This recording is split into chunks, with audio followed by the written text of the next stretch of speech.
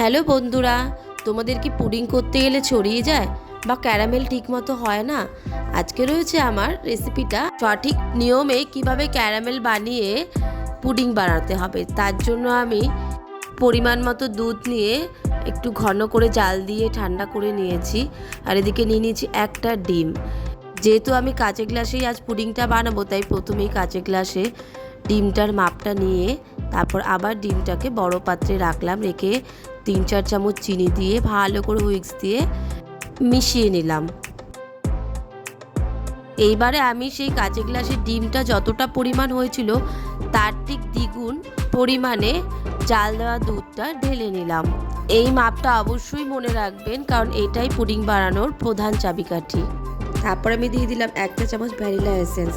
Vanilla essence না থাকলে এলাচের গুঁড়ো ব্যবহার করা যেতে পারে। তারপর আমি দুধটাকে ভালো করে ছেঁকে নিলাম। এই যে ডিমের এই অংশগুলো যাতে না থাকে, তাহলে একটা আষ্টে গন্ধ ছাড়বে পুডিংয়ে। এইবারে আমি ক্যারামেল তৈরি করার জন্য কড়াইতে দিয়ে দিলাম 4 চামচ চিনি আর দিয়ে দিলাম সামান্য একটু জল, যাতে জাস্ট চিনিটা যেন একটু ভেজে। এবারে আমি ক্যারামেলটা তৈরি করছি। দেখো, সমানে কিন্তু চামচ দিয়ে নাড়িয়ে যেতে হবে যাতে না পুড়ে যায়। এবার আমার ক্যারামেল হয়ে গেছে। একটু আঠলো আঠলো হলে বোঝা যাবে যে ক্যারামেল হয়ে গেছে। এইবার আমি সেই ক্যারামেলটা কাঁচের গ্লাসে ঢেলে দেব। ক্যারামেল সেট হওয়ার জন্য কিন্তু 1 থেকে 2 মিনিট অপেক্ষা করতে হবে।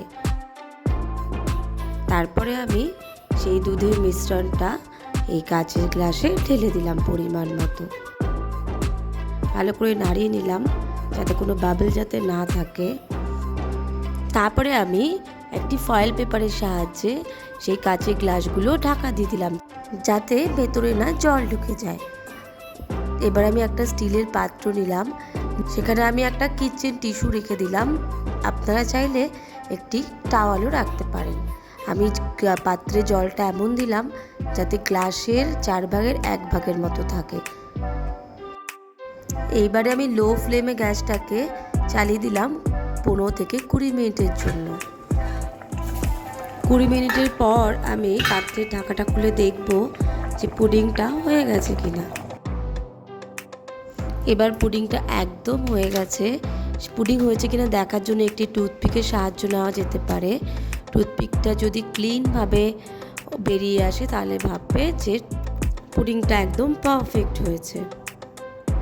এবারে ঠান্ডা হওয়ার জন্য কিছুক্ষণ অপেক্ষা করতে হবে। ঠান্ডা হয়ে গেলে একটি ছুরির মাধ্যমে সাইডগুলো কেটে পুডিংটা একটি ট্রেতে নামিয়ে নিতে হবে। আমার গ্লাস পুডিং কিন্তু একদম রেডি। তোমরা দেখতে পাচ্ছ কি সুন্দর শেপে, একদম না ভেঙে কত সুন্দরভাবে পুডিংটা হয়ে গেছে। তাহলে আর দেরি না করে ঝটপট বাড়িতে বানিয়ে নাও গ্লাস পুডিং, বা চায়ের কাপেও কিন্তু এরকম পুডিং বানানো যেতে পারে। রেসিপিটি দেখার জন্য অনেক অনেক ধন্যবাদ। সকলে ভালো থাকবেন। বাই।